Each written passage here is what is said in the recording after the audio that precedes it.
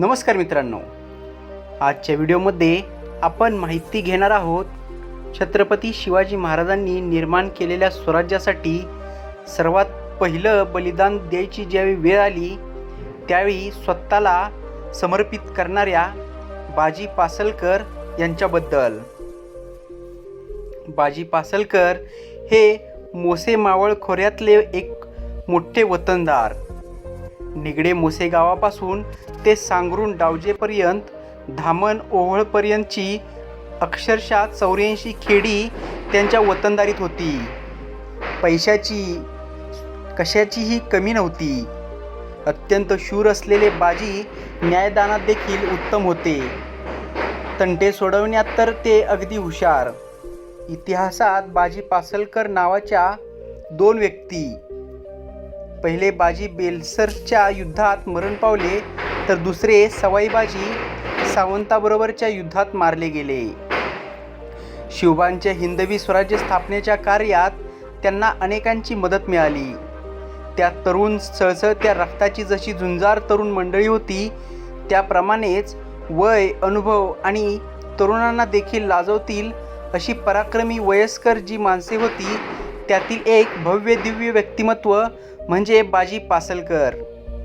इतिहासात बाजी पासलकर यांना स्वराज्याचे पहिले सरसेनापती होण्याचे भाग्य लाभलेले आहे।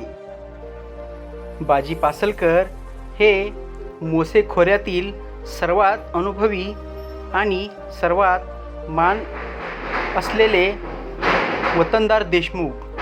मावळ प्रांतात त्यांचा मोठा दरारा।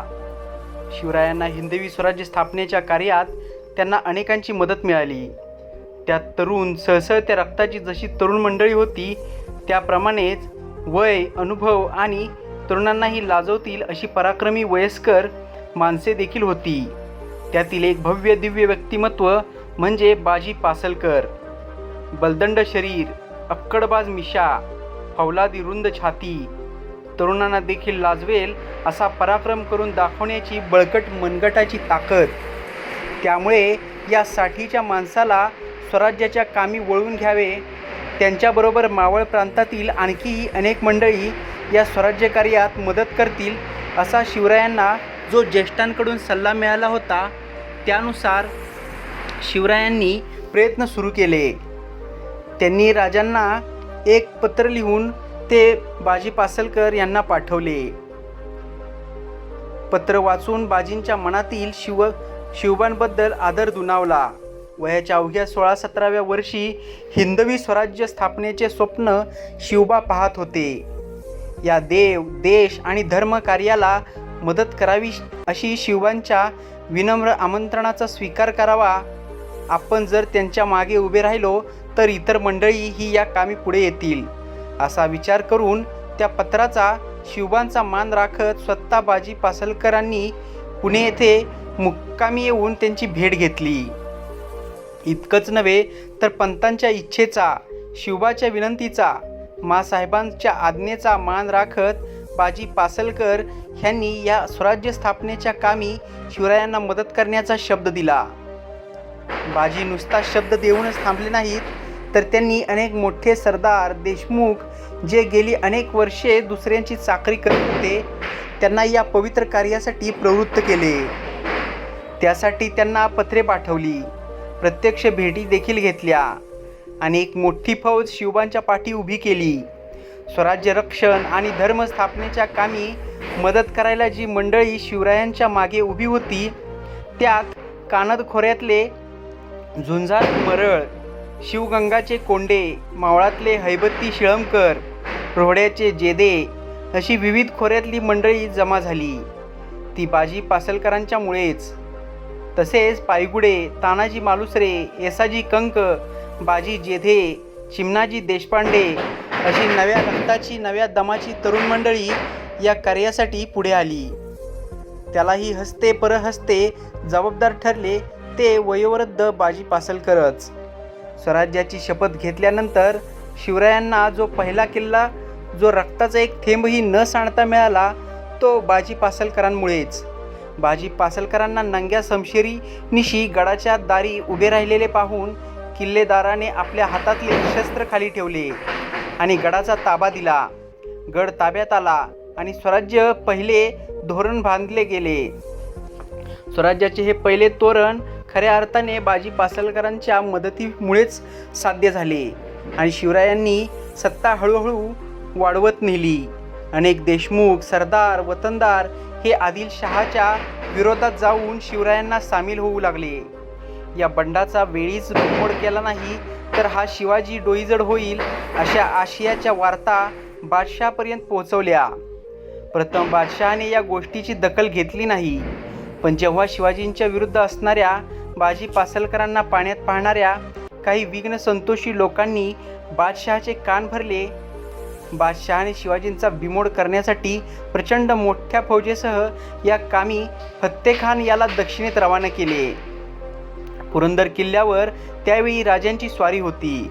राजे बाजी पासलकर, कावजी मल्हार, खासनीस, बाजी जेधे, जगताप यांच्यासोबत काही सल्लामसलत करत असताना एका गुप्तहेराने फत्तेखान एका मोठ्या फौजेसह पुरंदर किल्ल्याच्या दिशेने येत आहे अशी वार्ता दिली.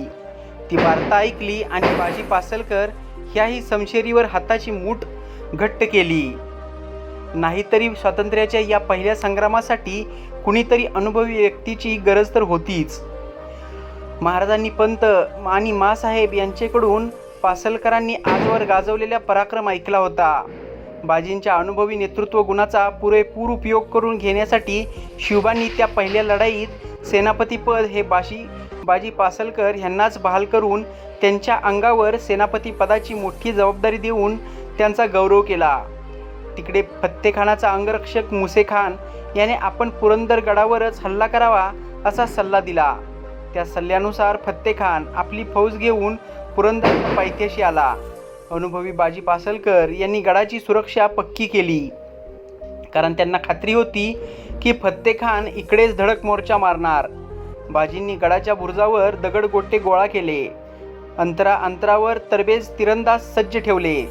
संपूर्ण गडाभोवती शमशेर बहादरांचा पहारा उभा केला आणि कधी एकदा फत्तेखानाची सेना आपल्या नजरेच्या टप्प्यात येते याची वाट बाजी पाहू लागले.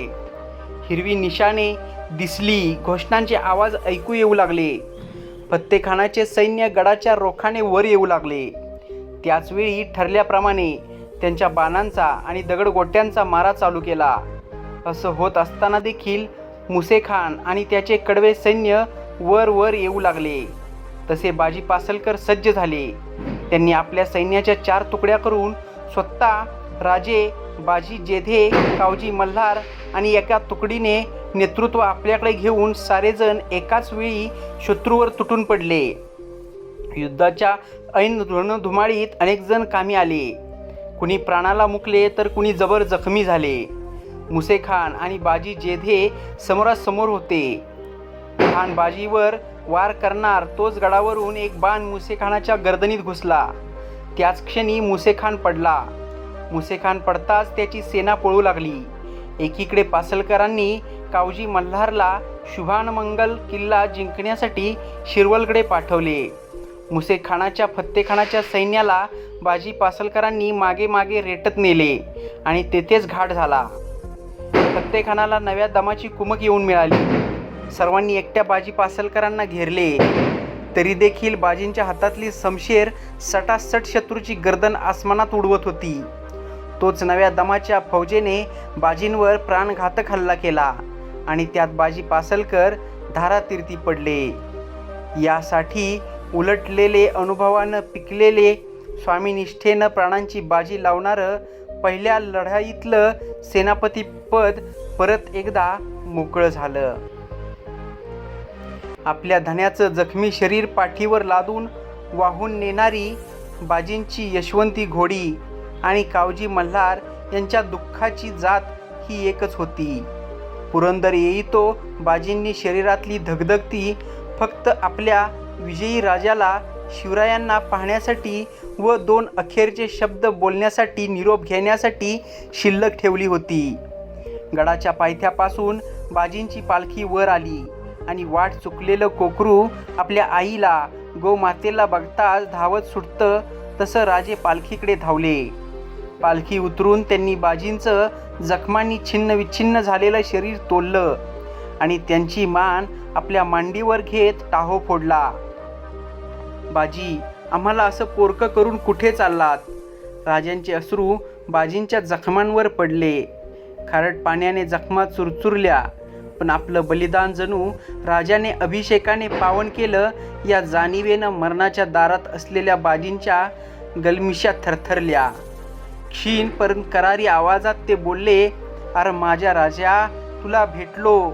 अक्षाचं सोनं झालं र माझ्या लेकरा. मला लोक नाही, पर मरताना तुझी मांडी गावली. त्या फत्त्याचं मुंडकं आणणार होतो र, पर डाव चुकला आणि तो पळाला. थोरल्या राजासनी पकडून देणाऱ्या त्या नामर्द बाजी घोरपड्याला नागवणार होतो, पर ते बी राहिलं. पर तू नग चिंता करू. ह्यो माझा नातू सर्जेराव बाजी जेधे आणि त्याचा बा कान्होजी जेधे हायती तुमच्या संगती. एक डाव माफी कर राजा. मोहरला जलम घेऊन येईन पुण्यांदा स्वराज्यासाठी लढाया. तुझ्यासाठी द्यावा एकलाच जीव गावला. हे वंगाळ बघ, म्या चालुलू राजा. आपलं स्वतःचं स्वराज्य होणार. जय काळकाई. राजांच्या मांडीवर प्राण सोडलेल्या बाजींचे डोळे उघडेच होते. ते शिवबांनी मिटले आणि दाबून ठेवलेल्या हुंदक्यांना वाट करून दिली. बाजी पासलकरांच्या बलिदानामुळे स्वराज्यातील मावळ्यांत स्वराज्याचा त्याग करण्याचा आदर्श निर्माण झाला. पुण्याजवळील वरसगाव धरणातील जलाशयाला बाजी पासलकर यांचं नाव देण्यात आलेलं आहे. पण दुर्दैव असं की याच धरणाच्या जलाशयामध्ये त्यांचा चिरेबंदी वाडा तसेच त्यांच्या वंशजांची शेकडो एकर जमीन बुडाली आहे. याचा मोबदला त्यांना शासनाकडून अजून देखील मिळालेला नाही. त्यांचे वंशज आजही त्यांच्या स्मृती जतन करण्याचे काम करत आहेत. तर मित्रांनो, ही होती स्वराज्यासाठी आपल्या जीवनाचे बलिदान देणारे स्वराज्याचे पहिले सरसेनापती बाजी पासलकर यांच्या जीवनातील माहिती. तुम्हाला यातून आदर्श मिळेल हे मात्र नक्की. ही माहिती शिवछत्रपती या वेबवरून घेतलेली आहे. तुम्हाला माहिती आवडली असेल तर कमेंट बॉक्समध्ये कमेंट करा. सोबतच व्हिडिओ आवडला असेल तर व्हिडिओला लाईक करा, शेअर करा व आपल्या मराठी यूट्यूब चॅनलला सबस्क्राईब करायचं बिलकुल विसरू नका. लवकरच भेटू पुन्हा एकदा अशाच नवनवीन इंटरेस्टिंग आणि इन्फॉर्मेटिव्ह व्हिडिओसोबत. तोपर्यंत स्वतःची काळजी घ्या. जय हिंद, जय महाराष्ट्र, जय जिजाऊ, जय शिवराय.